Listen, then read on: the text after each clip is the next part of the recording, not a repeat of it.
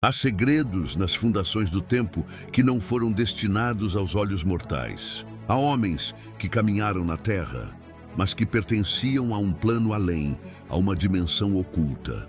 3 nomes ecoam nas câmaras silenciosas da história sagrada, envoltos em um véu de mistério, ascensão e poder que desafia a lei da natureza.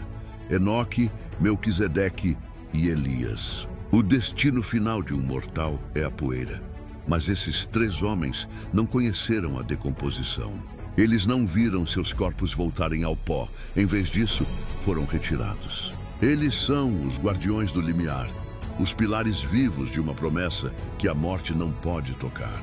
Enoque, o primeiro Enoque, viveu em uma era de antedilúvio, quando a iniquidade e a violência haviam corrompido a própria essência da humanidade. Seus vizinhos eram gigantes e homens de vida longa, mas de coração sombrio.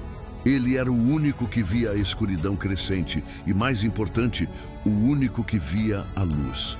Enoque era diferente.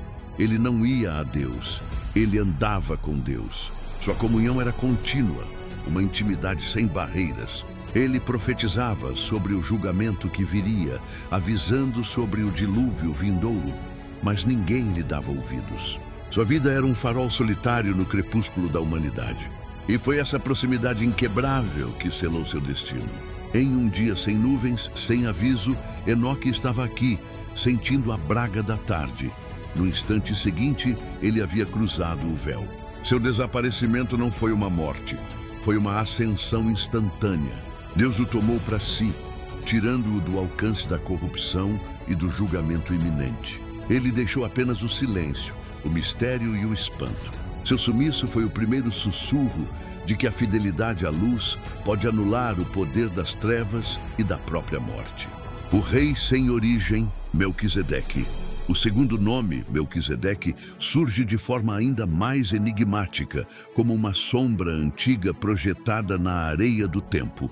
Ele aparece a Abraão, o pai da fé, após uma batalha. Mas quem é este homem?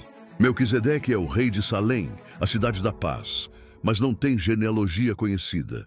As escrituras o descrevem de forma impressionante, sem pai, sem mãe, sem princípio de dias, nem fim de vida. Ele não tem registros de nascimento ou morte. Ele é um sacerdote sem templo, um rei sem linhagem terrena reconhecível. Ele abençoa Abraão, o patriarca, e recebe dele o dízimo, demonstrando uma autoridade superior e inexplicável. Ele oferece pão e vinho, um prenúncio de um sacrifício futuro antes mesmo que a lei mosaica fosse concebida. A ausência de sua história é o seu maior poder.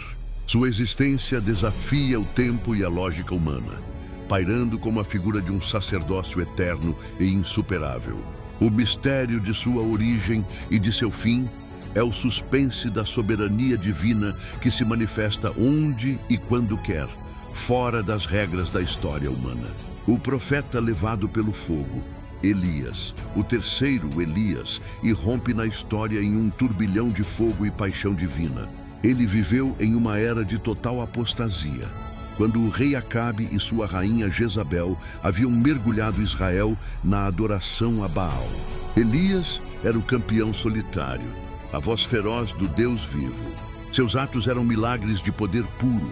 Ele trancou os céus por 3 anos e meio, causando uma seca devastadora.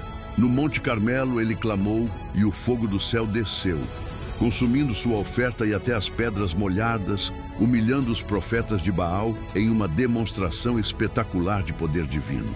Ele era a própria definição de zeloso, um homem de carne e osso, investido de uma força de outro mundo.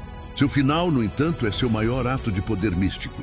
Elias estava caminhando com seu discípulo, Eliseu, quando o som do céu se abriu com um estrondo.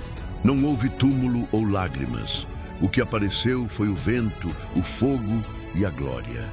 Uma carruagem de fogo e cavalos de fogo irromperam do céu, separando os 2 homens. Elias ascendeu em um redemoinho, levado para o desconhecido, com seu corpo ainda vivo, deixando Eliseu apenas com seu manto e o eco do poder. Seu arrebatamento é a prova dramática de que o poder da vida sobrepõe o poder da morte. A tradição, sussurrada através dos séculos, afirma que esses três não foram simplesmente poupados, mas estão sendo reservados. Eles representam a autoridade de Deus manifestada em três formas: a intimidade espiritual, Enoque, o sacerdócio eterno, Melquisedeque, e o poder profético, Elias. O suspense final repousa na profecia do tempo do fim.